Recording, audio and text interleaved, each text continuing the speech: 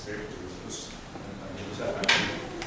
conocen a lo mejor más del tema que yo, pero este tema lo investigué en el marco pues, del trabajo que se hace aquí en la Universidad de Investigación, que fue presentado en la Universidad Libre en un congreso de historiografía del derecho, y va a ser publicado, yo creo que ya está en prensa, ya está en proceso, yo creo que en el mes de septiembre o octubre sale la publicación.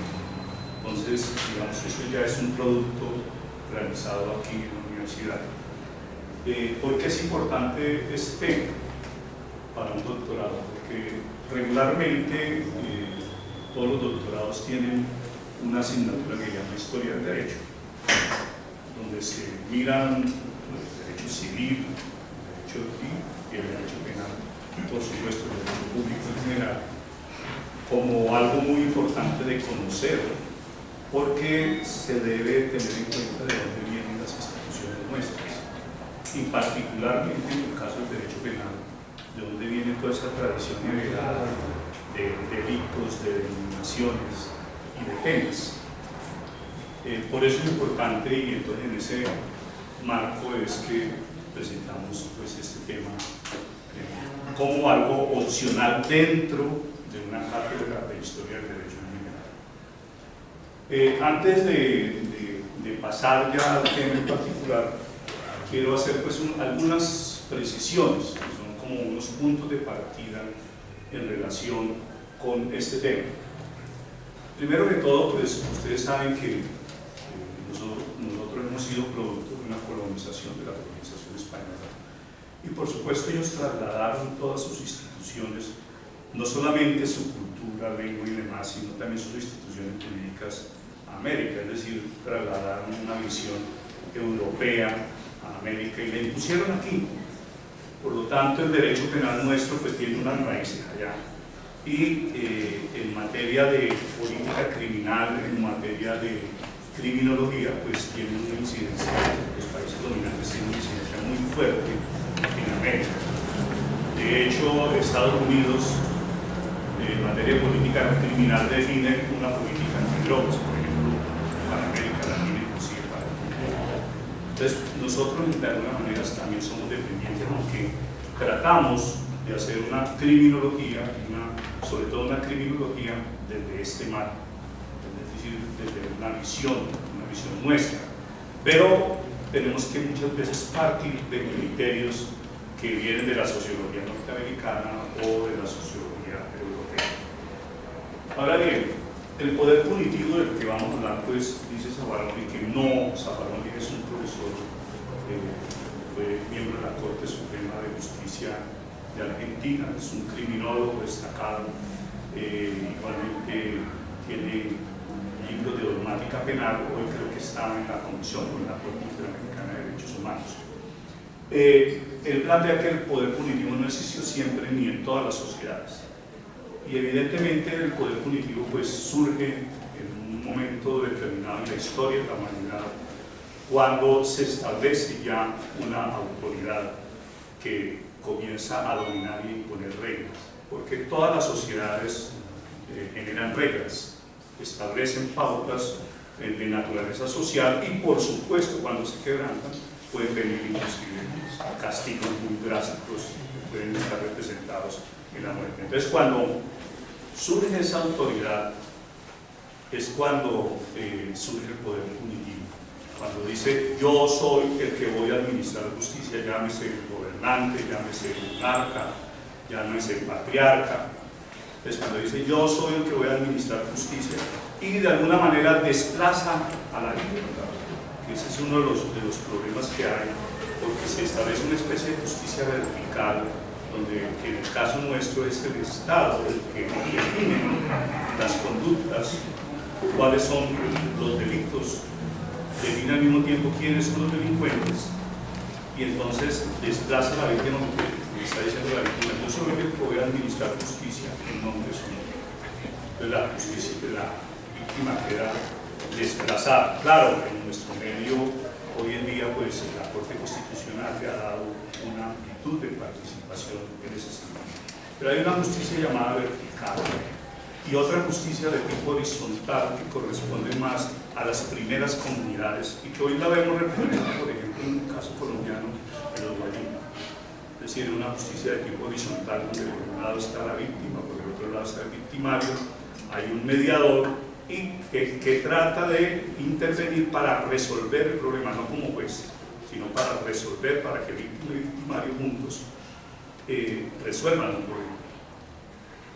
Es lo que, trayendo ese tipo de justicia horizontal, donde la vemos hoy en día también, en el proceso de paz. Es decir, cuando se sienta la guerrilla y el Estado a negociar unas condiciones para someterse a la justicia, estamos hablando ya de una justicia horizontal, donde el Estado interviene, pero también las víctimas intervienen a efecto de que se establezca, se defina cuáles son los procedimientos para llegar a un nuevo pacto social, es decir, para replantear las normas de convivencia y lograr aclimatar la paz. Entonces, esa es una justicia de tipo horizontal. Lo que vamos a ver en la JEP, producto de la JEP y demás, equivale pues a ese criterio de horizontalidad y no de verticalidad del Estado, donde el Estado es el que impone y dice, a usted le impongo tantos años de prisión. Fíjense que aquí hubo una negociación y de alguna manera, Germán no le gusta la palabra de construcción, pero de alguna manera hay una deconstrucción de los parámetros y normas de tipo penal que se han establecido, es decir, los estándares en relación con la normatividad penal baja, se reduce. ¿Para qué? Para dar paso a que se establezca o se logre la paz, pues ojalá el progreso. El poder punitivo comienza cuando el derecho penal adquiere ese carácter de derecho público, es decir, se vuelve público cuando es una autoridad la que ejerce ese poder de definir las conductas y de imponer sanciones. Entonces ya hablamos de que verticaliza la sociedad, el modelo vertical pues es excluyente, no resuelve el conflicto. Si ustedes miran en el caso colombiano, la aplicación de la pena de prisión, mandar a una persona a prisión no resuelve el conflicto. Ya, de todas maneras, la familia, inclusive la persona que ha sido recluida, queda lastimada, queda resentida, muy seguramente la víctima no queda satisfecha por el número de años que le aplicaron a esa persona, por fuerte y drástica que sea la sanción.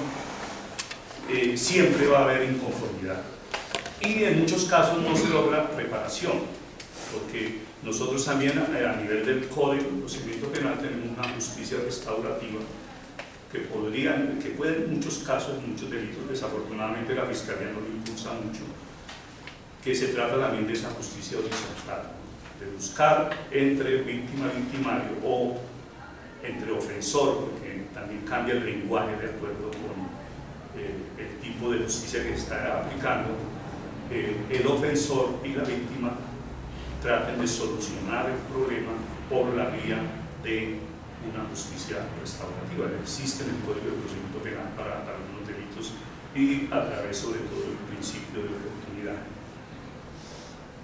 Es muy importante que este aspecto surge el poder punitivo como organización. Es decir, para que el poder punitivo pueda funcionar, tiene que haber toda una organización. En el caso nuestro, todo un sistema penal. Y eso viene desde la época en que ya el gobernante o el monarca asume la posición de que sea el que administra justicia, entonces tiene que crear todo un poder organizativo tendiente a garantizar ese tipo de justicia. El poder punitivo ha sido esencialmente patriarcal, es decir, siempre ha sido ejercido fundamentalmente por los hombres.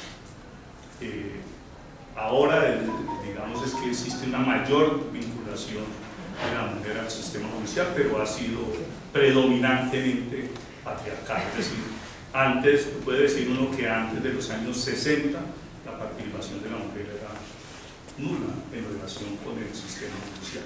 Hoy día podemos decir que el sistema judicial tiene mucha presencia sobre todo de la mujer, pero de ahí hacia atrás fue esencialmente patriarcal y se utilizó también como un mecanismo de dominio hacia la mujer. Hay el tema de la Inquisición, sobre todo en Europa. El tema ya de la legitimación, entonces ha sido legitimado de varias maneras. Sobre todo hasta la Revolución Francesa fue legitimada la divinidad en Dios. Es decir, existen unas personas que son las elegidas por Dios, no solamente para gobernar, sino también para administrar justicia. Y uno de los que administraba justicia era el monarca. Pero después, ya fíjese que cambia el discurso para efectos de la Revolución Francesa, entonces ya es el pueblo, el nombre del pueblo, aunque en los preámbulos de las constituciones no deja de invocarse también a Dios. Entonces, en nombre de Dios, pues también se han cometido muchas tropelías, se han cometido muchas injusticias. El poder punitivo ha contribuido al ejercicio del poder en su conjunto. Es decir, el poder punitivo no solamente lo que es el derecho penal, no tiene como finalidad, porque a uno le enseñan que la finalidad del derecho penal es la protección de bienes jurídicos. Eso es cierto, pero tiene otras finalidades. Y las finalidades, sobre todo cuando hay dictaduras, es mediante el terror penal garantizar un control social. Mediante el ejercicio del derecho penal, lograr una estabilización, una normalización social contra la protesta social, contra la insurrección. Entonces tiene mucha relación, el poder punitivo tiene mucha relación con el ejercicio del poder. Tiene una relación directa, es un derecho penal que disciplina, que a través del tiempo se ha utilizado con ese fin, un fin disciplinar, es decir, de conductar a la gente, de ejercer control social y sobre todo después de la Revolución Francesa, disciplinar a la masa de campesinos que se volvieron obreros y que se fueron a la ciudad a realizar las actividades laborales. La violencia del poder punitivo deriva en procesos de criminalización. Dice que el Estado regularmente no habla de violencia, pero el derecho penal es el más violento de todos los derechos. El derecho penal tiene una característica y es que es tan drástico que en determinados países puede llegar hasta la pena de muerte. Aquí estamos hoy hablando de la prisión perpetua por parte del presidente para determinados delitos. Eso es violento. Claro, se matiza diciendo que es coacción, la coacción legítima del Estado, pero esa coacción la ejerce el Estado a través de la violencia y la ejerce a través de los diferentes medios que tiene, la policía, el ejército, etc., como una forma de lograr ese control social.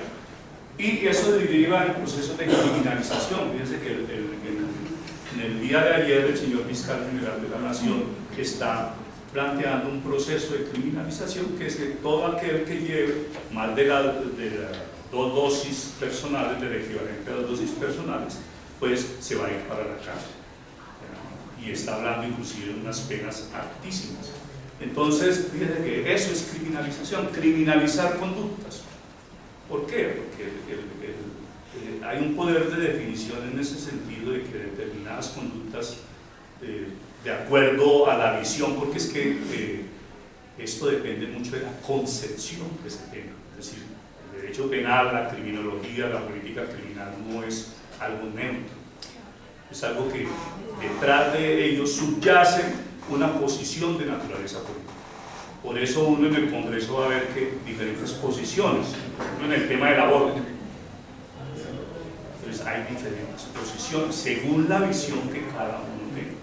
Desde una visión de que se debe practicar el aborto de forma amplia hasta una visión muy restringida diciendo que no, o una visión intermedia diciendo en determinadas circunstancias. Entonces eso depende de la concepción. Y claro, cuando se tiene una concepción de que hay que perseguir determinadas conductas porque son como una especie de mal ejemplo, ya, cuando no se mira que en el caso de los drogodependientes es un problema también, es un problema fundamentalmente de salud. Si uno lo considera que es de salud, pues la política criminal va a ser diferente, va a ser una política de cárcel. Entonces tiene que ver mucho con los procesos de criminalización y también con las situaciones sociales que se presentan. También se está hablando, por ejemplo, de entrar a regular la protesta social. Entonces, ¿qué es la regulación de la protesta social? Pues llegar a imponer inclusive normas o pautas de conducta relacionadas con el derecho penal. De hecho, ya hay algunas normas, como por ejemplo las que surgieron a raíz de la protesta papera de los paperos en Boyacá, que se establecieron normas en el sentido de que no se podía obstaculizar las vías y demás, que conllevaron inclusive a que personas fueran apresadas en el marco de esa protesta social. Ahora, existe un uso instrumental del poder punitivo mediante la política criminal. ¿Qué es la política criminal? Hay una definición de Roncini que es muy sencilla, que dice que la política criminal es la manera de tratar a las personas que atentan contra la convivencia social y lesionan bienes jurídicamente tutelados. Entonces, la política criminal es variable, depende de las circunstancias y asimismo puede utilizarse para endurecer las penas, como sucede en nuestro país, una política de endurecimiento de las penas que ha sido, digamos, más o menos continua a través de la historia, de endurecer esas penas, de aumentar las penas, y ya vamos inclusive para prisión perpetua, y que si uno lo mira desde el punto de vista de la proporcionalidad, entonces para otros delitos tendría que colocar la pena de muerte, porque pues, hay delitos más graves que los que se plantean en relación con la prisión perpetua. Entonces la política criminal se hace un uso instrumental de acuerdo a las condiciones y las necesidades del poder y del gobernante. Ahora bien, esa violencia se mira de acuerdo con una magnitud y una intensidad. Desde la magnitud se refiere en la intensidad a la duración del encarcelamiento y condiciones de la detención, por ejemplo, con el hacinamiento. El ejercicio del poder, ya dijimos, no es un hecho aislado, sino que depende de la necesidad. Ahora bien, ustedes vieron en el primer dibujo una especie de ritualización de lo que es el poder punitivo. El poder punitivo siempre es ritual. Vamos a encontrar desde unas formas muy pomposas en relación del ejercicio del poder punitivo, muy drásticas, y hoy lo vemos también aquí en nuestro país. El solo hecho de que en las salas de audiencias se coloque un escalón más alto al juez, eso ya hace parte de la ritualidad, porque lo está colocando en una situación de preeminencia frente a los demás. Entonces, el poder punitivo tiene esa ritualidad en todo su ejercicio, y particularmente cuando se trata de la ejecución de la sentencia y cuando se trataba sobre todo de la pena de muerte. Además, la difusión del proceso mismo hace parte de toda una campaña tendiente a lo que se llama al uso simbólico del derecho penal, que tiene que ver con la prevención general y la prevención especial. Ahora bien, hay una línea de continuidad, siempre ha tenido un nivel de justificación por algo. Entonces, las normas se sacan porque ha aumentado la criminalidad en determinado sentido. Hay una línea de continuidad en el sentido de que hay una persistencia de unos rasgos comunes de ese poder punitivo. Es decir, a través del tiempo, por ejemplo, se han venido creando emergencias. Por ejemplo, el tema de las brujas, que pueden ser emergencias reales o fingidas. Esa fue fingida. Y esa continuidad se presenta en el tiempo. Seguimos creando emergencias. Ustedes miran la política antidrogas, que eso fue una emergencia creada aproximadamente desde los años 60 del siglo XX, ¿ya? Creada con unos fines particulares. La prohibición del alcohol en Estados Unidos en los años 20 fue la creación de una emergencia que, entre otras cosas, llevó a que se crearan una serie de organizaciones criminales. Lo mismo ha sucedido con el tráfico de drogas. Entonces, existe una continuidad en el tiempo. Y si ustedes miran, en el caso de Venezuela, Venezuela crea emergencias, el presidente Maduro crea una emergencia y nos echa la culpa a los colombianos. Entonces, como ustedes pueden ver, en esto del poder punitivo existe una continuidad porque se necesita una violencia, una intensidad, una organización, y esas emergencias nos ayudan a comprender la problemática del derecho penal. Es decir, el derecho penal se reproduce continuamente en esas emergencias. Es un proceso acumulativo porque tenemos una tradición y unas estructuras heredadas históricamente. Es más, viene la legislación de los españoles, ¿ya? Y hay una continuidad de esa emergencia. Se siguen aplicando inclusive normas que habían sido traídas de Europa y hoy seguimos aplicando figuras como por ejemplo la prisión, porque la prisión no es la de todo, no es una institución creada por los aborígenes, sino que fue creada en Europa y sobre todo a partir, como institución a partir de la Revolución Francesa o en ese periodo de la Revolución Francesa.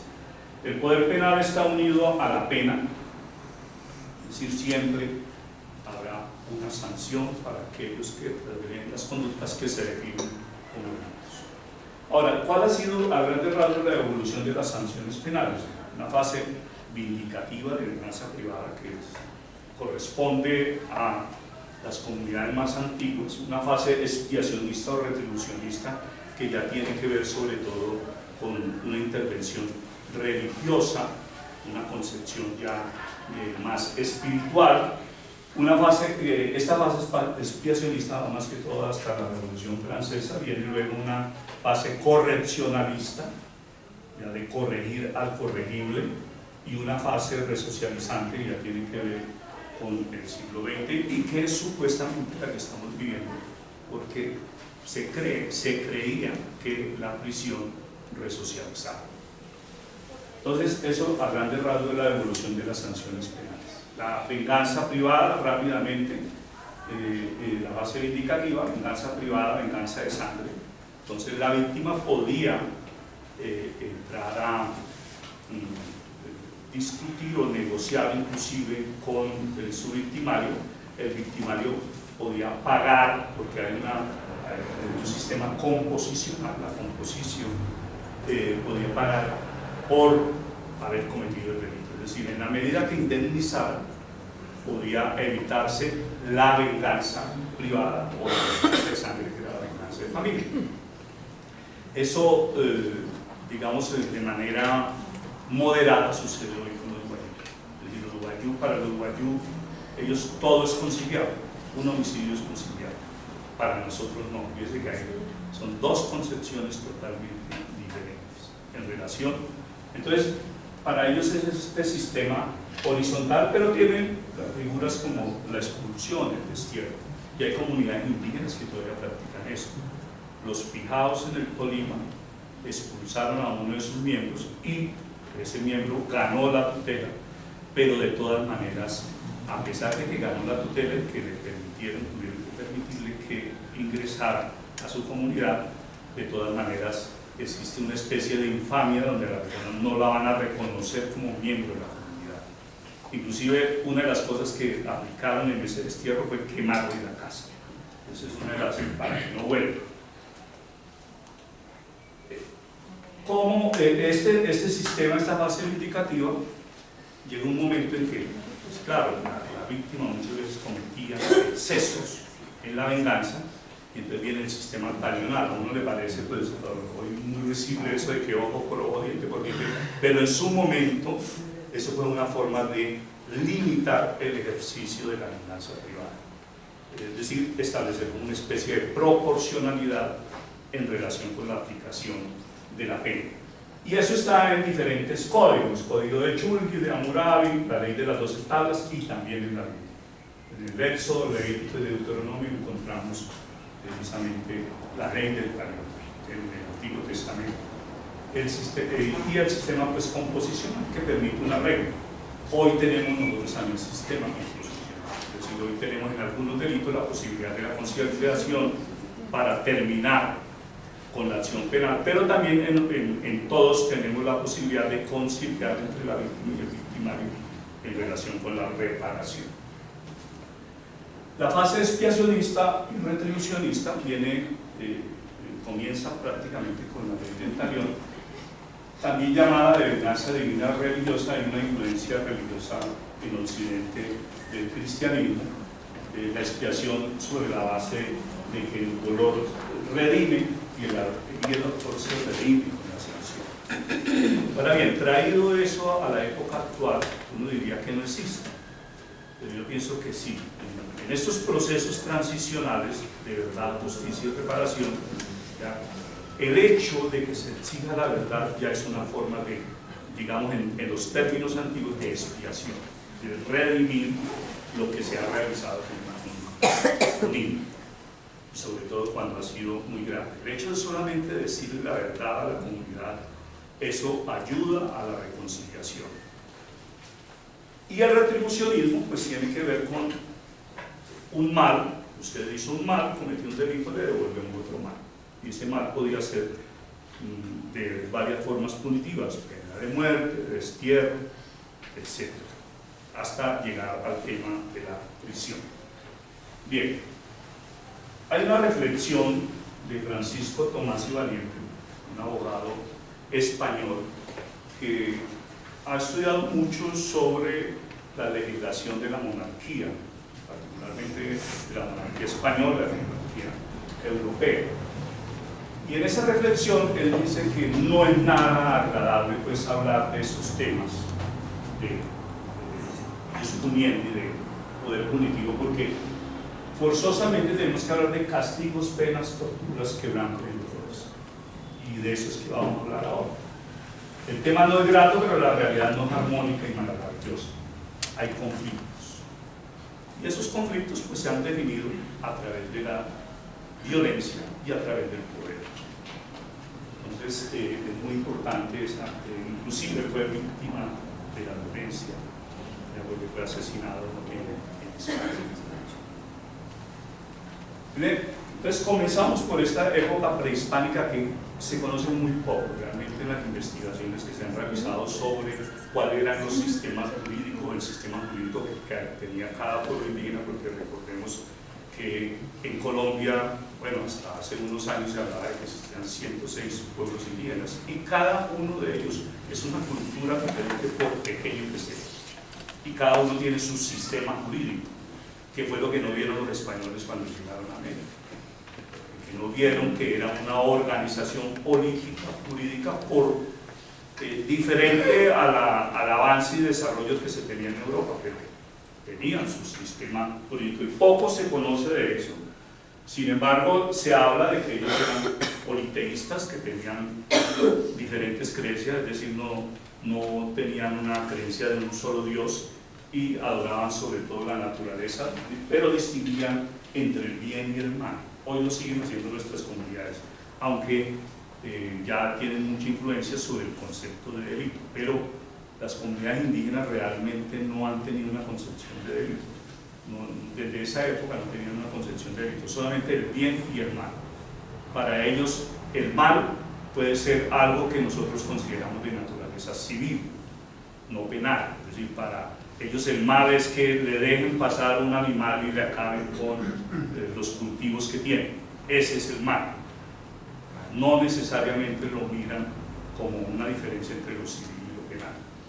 Y tenían una organización piramidal, donde hay un cacique, un consejo, unos pueblos, y habían inclusive esclavos prisioneros de guerra. Los chichas tenían unas normas moralizadoras: no matar, no hurtar, no mentir, no quitar la mujer ajena, pena de muerte para el homicidio. Fíjese que uno dice, bueno, ¿de dónde salieron todas las tradiciones? Porque si uno se pone a comparar algunas de las penas que tenían ellos, pues también con la Europa antigua eran muy similares.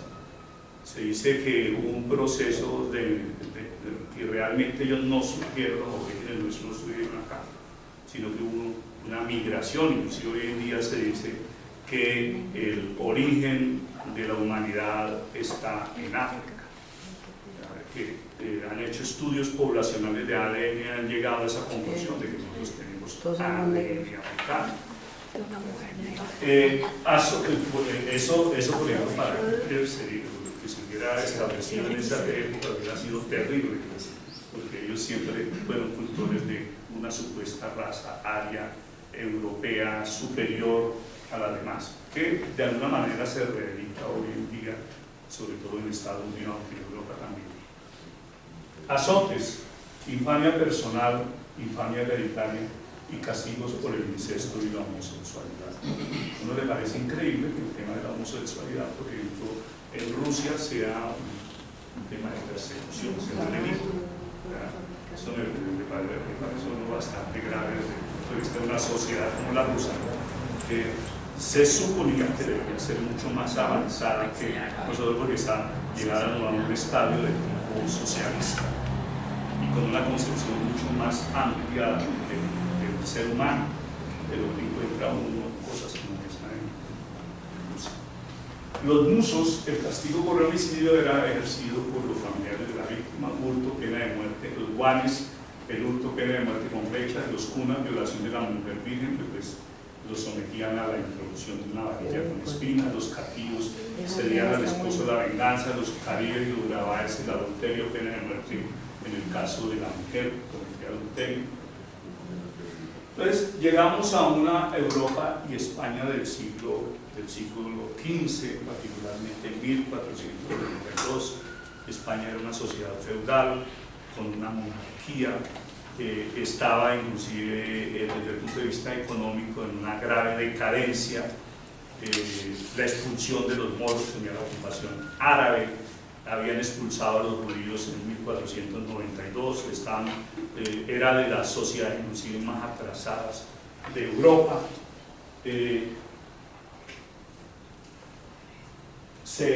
Pero habían logrado el matrimonio de Isabel de Castilla y Fernando de Aragón. Recuerden ustedes que era la forma de conformar los reinos en esa época, sobre todo, y pues eso les permitió tener, digamos, la mayoría del territorio dominado por ellos. Por eso Castilla y el castellano, pues influye mucho en el tema de la expedición de Colón. Se habían incorporado las órdenes religiosas, eran católicos, tenían la bendición del poder central de Roma. Bien, ¿qué sucede cuando llegan los españoles acá? Pues ya lo conocemos, hay una ocupación violenta, hay un despojo de tierras, hay un sometimiento, y eso significó una reducción de la población indígena de manera muy drástica.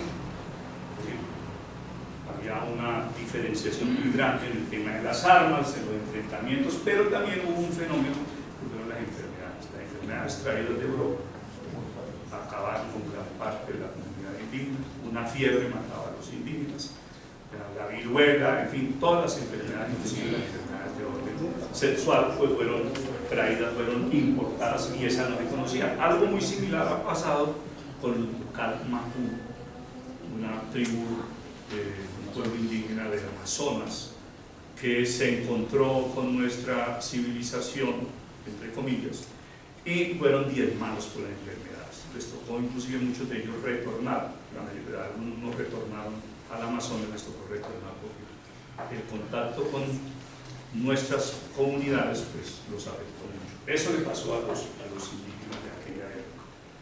Disminución de las tasas de natalidad, los indígenas inclusive no querían ni reproducirse siquiera, ya llegaban inclusive al suicidio, a las prácticas anticonceptivas o abortivas o infanticidas, y los efectos del trabajo servil. Ellos fueron sometidos a la mitad, a la encomienda, y por supuesto eso también disminuyó mucho la población indígena. Destrucción de la economía indígena, suicidios individuales, y de 4 millones de indígenas en 1560 quedaban solamente 1.260.000. Esos son los registros que hay inclusive del Banco de la República en ese sentido. ¿Cómo se logra ese sometimiento? No solamente por la fuerza, sino también mediante el acondutamiento a través de un derecho penal que fue traído de Europa y particularmente de España. Entonces hay dos fases del derecho penal: un derecho penal del descubrimiento y la conquista, y un derecho penal de asentamiento, que va de 1499 a 1511. Ese derecho penal del descubrimiento fue ejercido particularmente por Colón, con base en las capitulaciones que él había firmado con la reina Isabel la Católica. Y también a través de instrucciones, entonces a través de instrucciones que eran muy específicas, entonces las capitulaciones les garantizaban todo el poder de conquista y las instrucciones eran como debían ejercer su actividad, aunque pues en un comienzo no sabían para dónde iban realmente y vinieron a América, se dice que por casualidad. La toma de posesión que ellos hacen de esa tierra es sobre la base de que esto es tierra de nadie, no obstante que estaba ocupada por los aborígenes.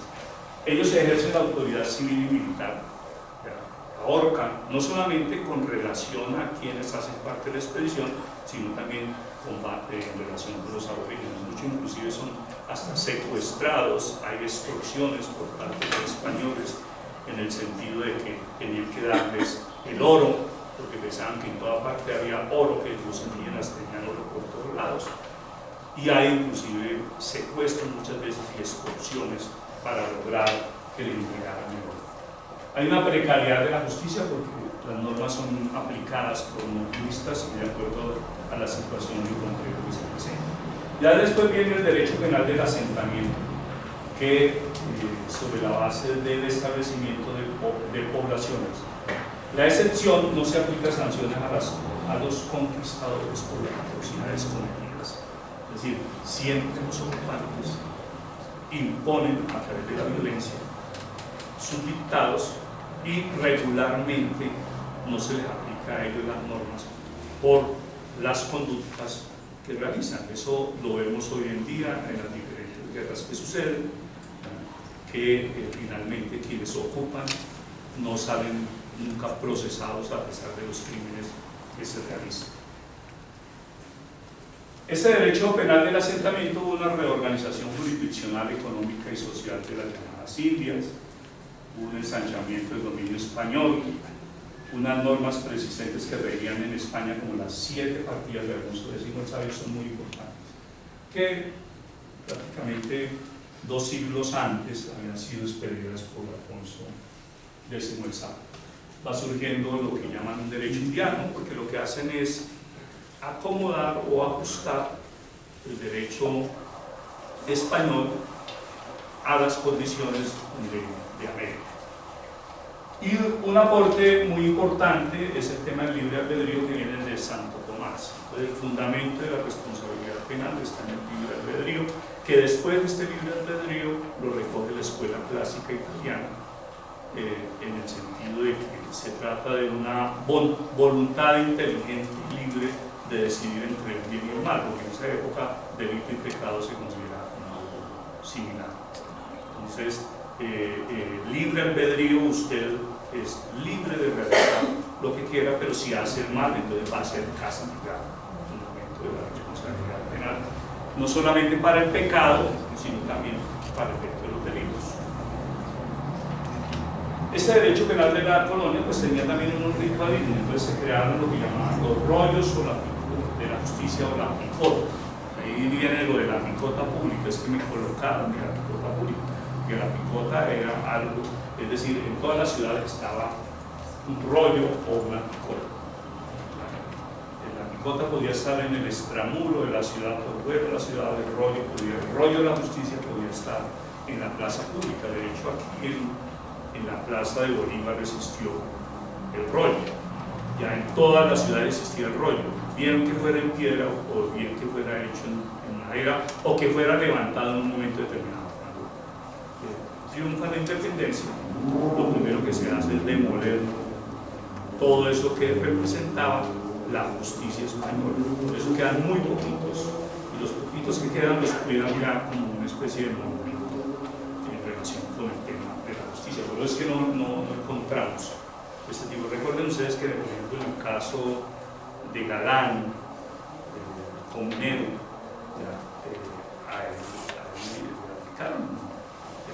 hicieron públicamente la ejecución, aunque levantaron provisionalmente donde lo ejecutaron, pero hicieron una especie de picota o rollo de la justicia, lo descuartizaron y después los miembros los diseminaron por varias ciudades, varias poblaciones con el objeto del escarmiento, del terror penal. Entonces, una de las funciones que cumple el derecho en ese sentido. Derecho natural derivado de la divinidad, ya dijimos, tenían unas disposiciones penales con una descripción muy amplia, en algunos casos y en otros muy casuística.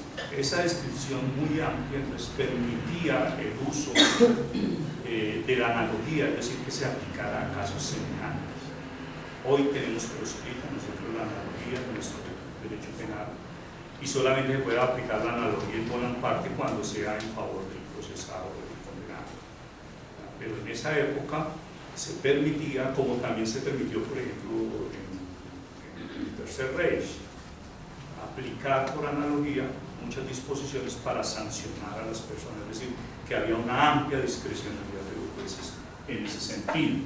Proceso secreto, falta de garantía, sin presunción de inocencia, sino de responsabilidad. Entonces, el proceso era el típico inquisitivo que era instruido por unas personas, juzgado por las mismas, condenado por las mismas, y en el caso de América se instruía aquí, pero muchas veces se le tocaba enviar esos procesos a España para efectos, por ejemplo, de conflictos de competencia o para efectos de la decisión última en ese sentido. Era utilizada la tortura era algo legal, algo permitido, y fue utilizada también en América. Penas crueles, usualmente con ejecución pública, con previo tormento y humillación. Esta es una de las particularidades de esa época. ¿Por qué? Foucault dice que se utilizaba el cuerpo para domarlo, para marcarlo, para someterlo, para explotarlo, que era una dominación sobre el cuerpo. Que hoy en día es una dominación sobre el alma, aunque yo sigo pensando que sigue habiendo dominación sobre el cuerpo, sobre todo en estas cárceles que tenemos en nuestro país, donde existe un hacinamiento. Pues eso, ese hacinamiento también es un control sobre el cuerpo y una humillación, además una falta de dignidad en el tratamiento de las personas. Pero en esa época penas muy crueles, entonces primero era el tormento y después la ejecución. Eso lo trajeron los españoles de Europa y se aplicó aquí en América.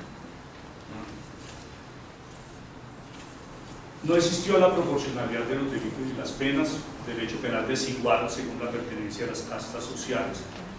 En la época del feudalismo, el derecho penal era desigual jurídicamente, socialmente, de tal manera que había un tratamiento diferente para las personas según la casta social a la que perteneciera.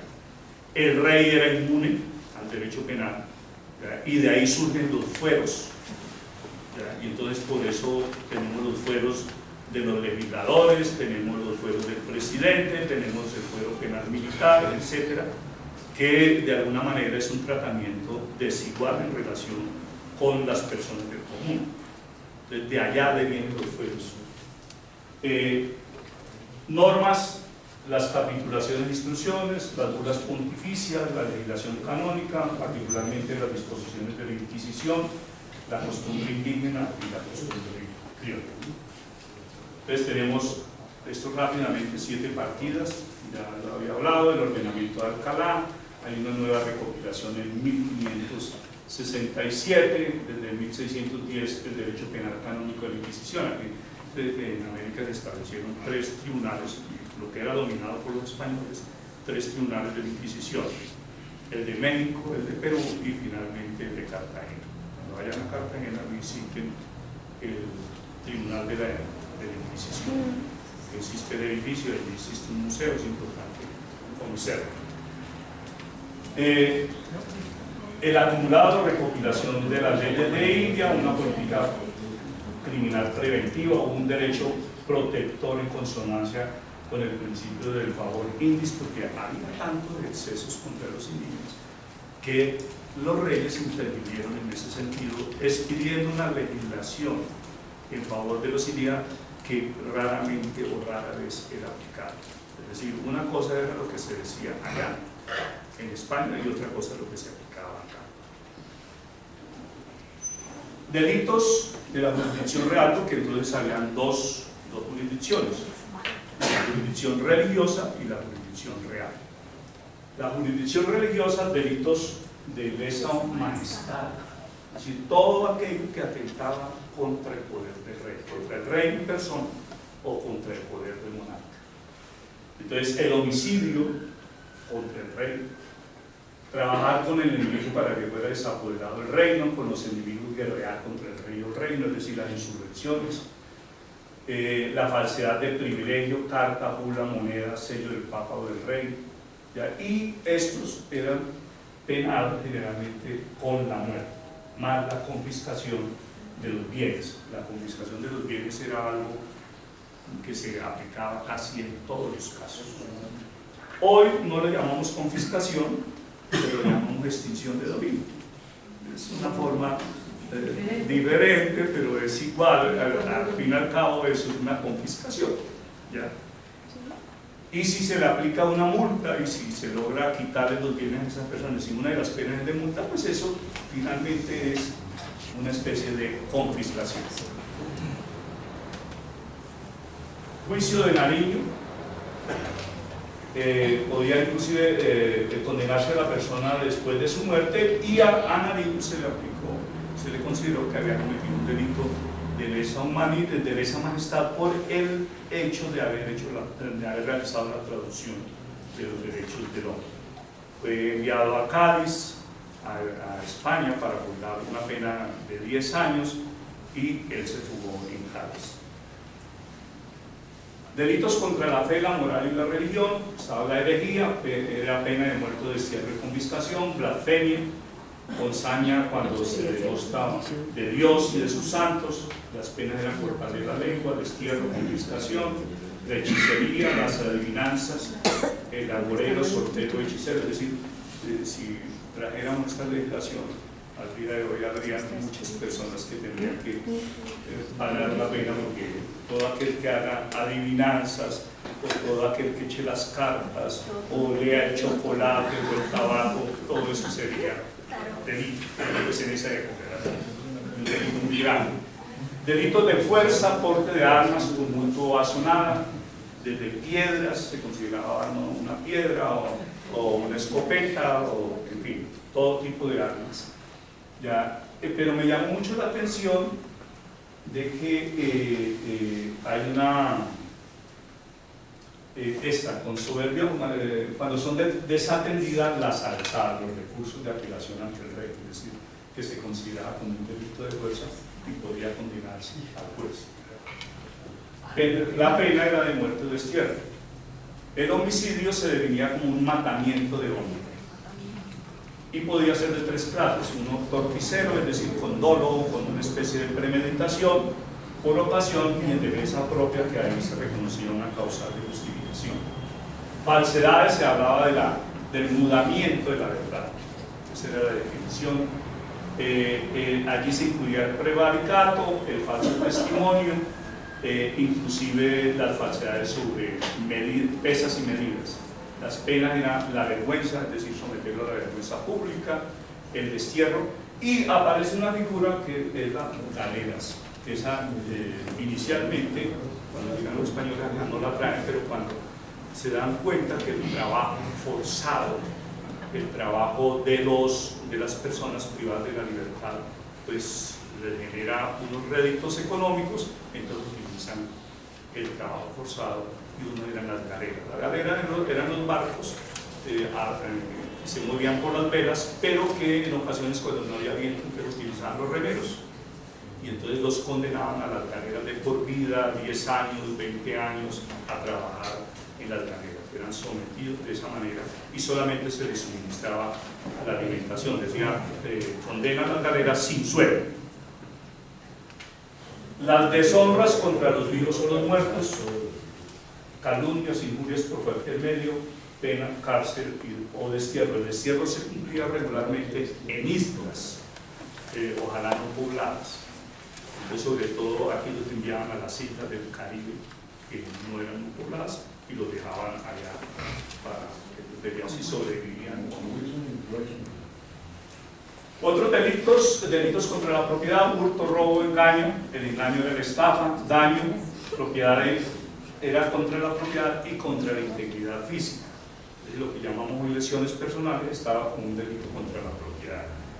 Penas: el pago del valor, el escarmiento, azotes, muerte. Un caso de Félix Martínez lo investigó un estudiante de maestría colombiana en la Universidad de Barcelona. Esa fue su tesis de maestría. Ella consiguió allá el expediente de Félix Martínez en 1776 en Cartagena. Él se hurtó una custodia de un relicario, es decir, que la custodia de Badillo no fue la primera. Y fue y enterró al pie del matadero la custodia. Y comenzó a quitarle pedacitos de oro, que eran oro y plata, y a venderlos. Entonces hubo alguien que lo delató, lo apresa, lo torturan y inmediatamente dice dónde se encuentra la custodia. Y viene un conflicto de competencia entre la jurisdicción real y la jurisdicción eclesiástica, porque se consideraba que debía ser de la eclesiástica, porque el hurto era sobre un elemento sagrado, que además había sido enterrado con el cuerpo de Cristo, la representación del cuerpo de Cristo, y que por esa razón entonces era un delito supremamente grave. Finalmente, la competencia la definen en España en favor de la jurisdicción real. Lo cierto es que él fue sometido pues, primero a ser humillado, a ser atormentado, y venía toda la ritualidad en relación con la ejecución. Entonces el pregonero publicaba viva voz su delito: ladrón, sacrílego, profanante, porque esa es una ritualidad traída de Europa. Lo mismo se hacía en Francia, en España. En Francia también se hacía lo mismo, se vestía con una túnica, la persona con una túnica blanca, se le colocaba un letrero aquí y ahí iba un pregonero diciendo cuál era el delito que había cometido. Y luego tomó el sentenciado y con garrote le quitó la vida. No es que lo cogiera garrote, la pena de garrote era un aparato metálico que le colocaban como una especie de horca y lo iban apretando hasta que la persona moría, pero de pie, no colgado como en la horca. Claro, uno cuando dice la pena del garrote, entonces uno piensa que le quitó la vida, lo dejó suspendido después en la horca, lo puso en la horca, por horas después pasó a cortarle las manos y tirarlas a una hoguera. ¿Por qué cortarle las manos? Porque había hurtado. Y la forma de